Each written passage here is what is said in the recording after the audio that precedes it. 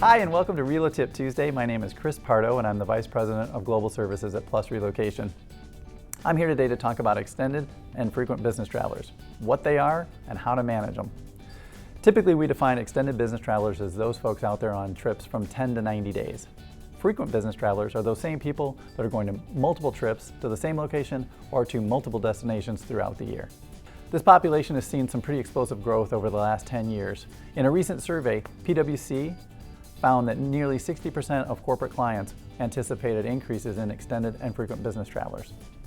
That being said, tax and immigration authorities are focusing on enforcing compliancy, and they are increasingly delivering penalties and fines to companies.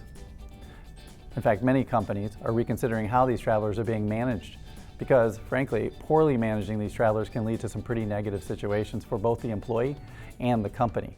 Let's take a look at a couple of examples for negative situations. One could look like the company is discovering these stealth employees and global nomads all over the place.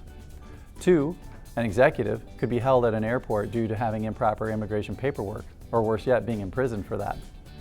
Three could look like where the company actually has an employee that's had a presence and an activity that creates a permanent establishment for that company.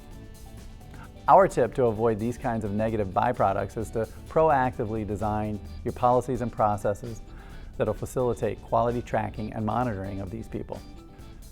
Companies need to know and make sure that they understand exactly which employees and locations are involved. They need to understand the duration of each trip. They need to understand the overall number of trips and the total time each employee has spent in a given country, and the nature of the work being performed on each trip.